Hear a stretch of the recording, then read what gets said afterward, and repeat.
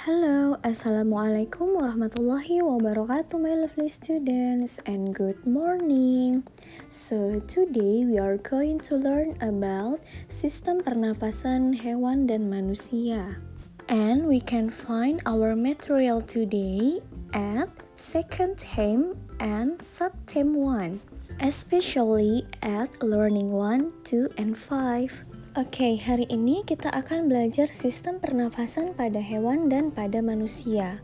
Untuk sistem pernafasan pada hewan, kita akan belajar sistem pernafasan pada cacing atau disebut vermes, insek atau serangga, ikan atau pisces, hewan amfibi atau amfibian, reptil, aves atau burung, dan mamalia.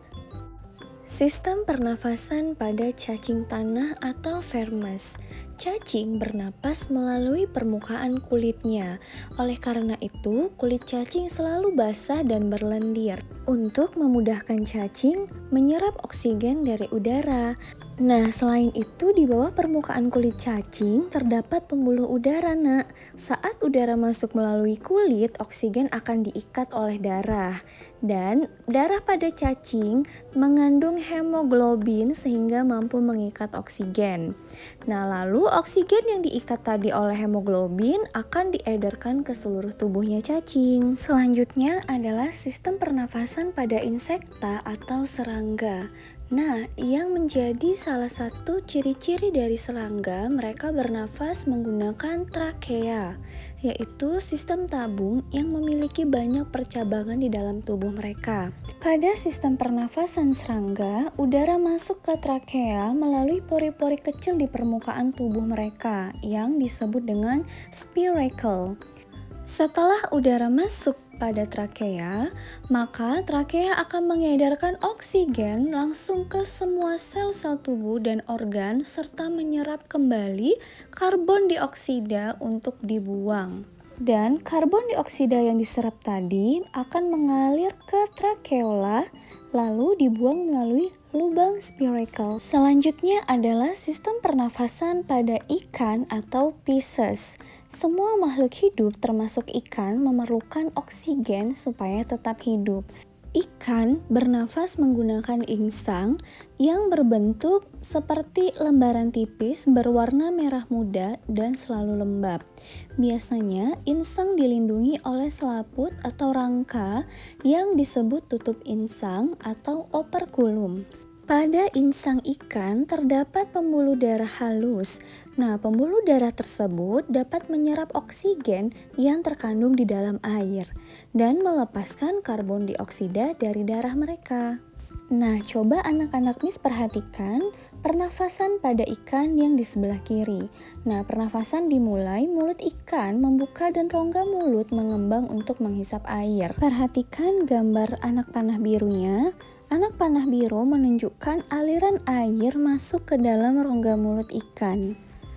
Dan selanjutnya, mulut ikan akan menutup dan tutup insang akan membuka.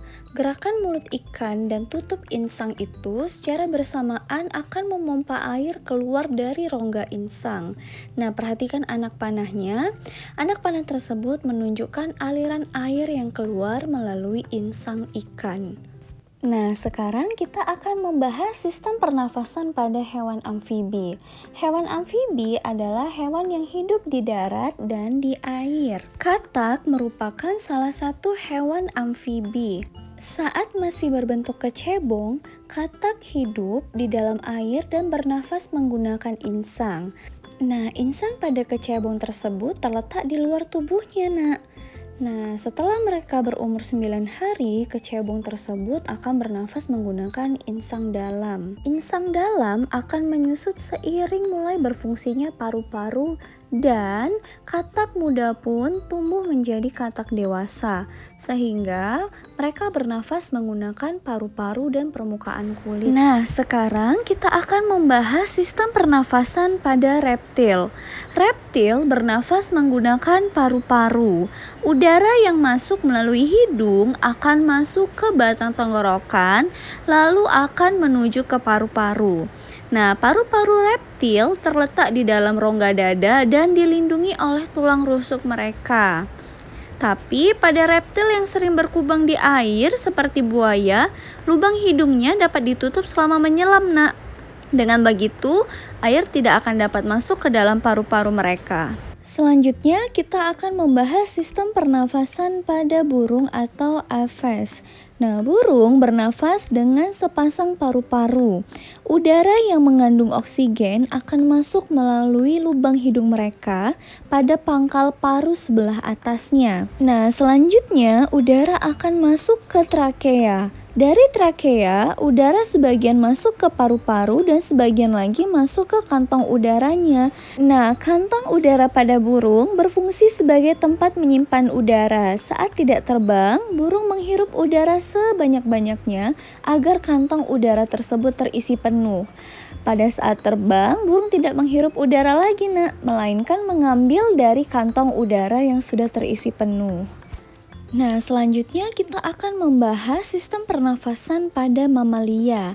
Nah, mamalia adalah jenis hewan yang menyusui anaknya. Mamalia sendiri terbagi menjadi dua kategori, yaitu mamalia darat dan mamalia air. Nah, contoh mamalia darat seperti kambing, lembu, kuda, dan lain-lain. Alat pernafasan pada mamalia darat terdiri atas hidung, pangkal tenggorokan, batang tenggorokan, dan paru-paru. Selanjutnya adalah sistem pernafasan pada mamalia air. Nah, pada mamalia air, hidungnya dilengkapi dengan katup.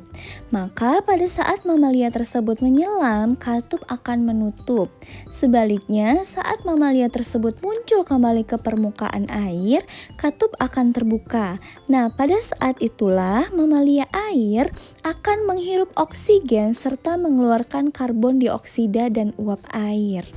Selanjutnya, kita masuk ke sistem pernafasan pada manusia. Manusia bernafas untuk memasukkan udara ke dalam tubuh. Sama seperti hewan yang memerlukan oksigen, manusia juga memerlukan oksigen. Oleh karena itu, untuk lebih jelasnya, simak tayangan berikut ini. Bernafas artinya kegiatan menghirup atau memasukkan oksigen dari lingkungan hidup dan mengeluarkan karbon dioksida dan uap air melalui alat pernafasan kita. Kali ini kita akan mempelajari lebih lanjut tentang organ-organ pernafasan manusia.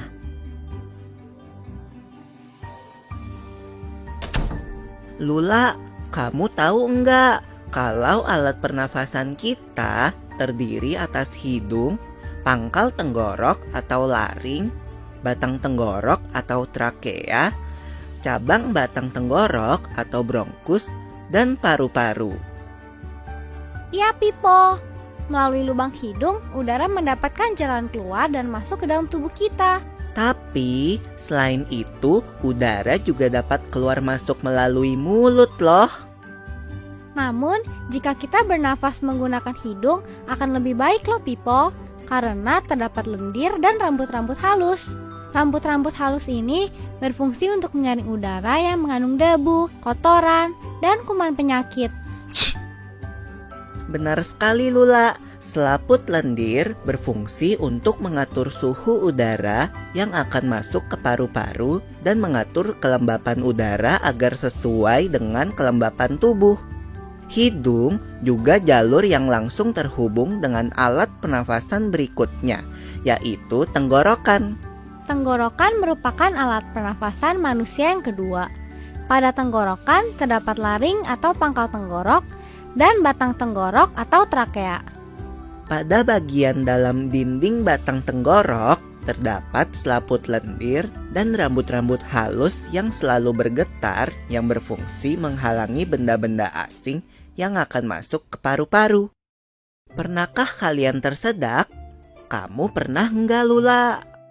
Pernah banget, Pipo. Itu kenapa ya, by the way? Tersedak merupakan gerak refleks untuk mengeluarkan kembali benda atau makanan yang masuk ke saluran pernafasan. Oh, aku tahu. Gerak refleks adalah gerak cepat dan otomatis yang menanggapi rangsangan dari luar organ, kan? Iya, Lula. Kemudian pangkal tenggorok yang disebut juga laring, menghubungkan hidung dengan batang tenggorok atau yang biasa disebut trakea. Pada ujung trakea terdapat bronkus, yaitu percabangan yang menghubungkan trakea dengan paru-paru kiri dan kanan. Paru-paru terletaknya di dalam rongga dada kan, Pipo? Jika kita menghirup udara, maka udara masuk ke paru-paru. Lalu kemana lagi ya?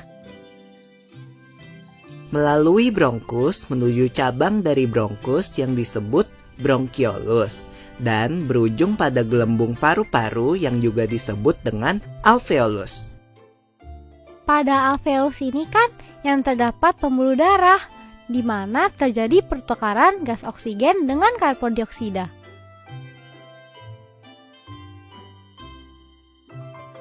Nah, setelah melihat tayangan tersebut, kita jadi mengetahui bagaimana oksigen masuk ke paru-paru kita melalui rongga hidung. Nah, sekarang anak-anak Miss bisa melihat gambar organ-organ pada sistem pernafasan pada manusia beserta fungsinya. Nah, untuk itu, maka selesailah pembahasan materi kita pada hari ini, yaitu tentang sistem pernafasan pada hewan dan manusia. Semoga anak-anak Miss dapat memahaminya dengan baik. Sekian pembelajaran kita pada pagi hari ini. Semoga anak-anak Miss tetap sehat dan tetap semangat. Jangan lupa mengerjakan tugas-tugasnya.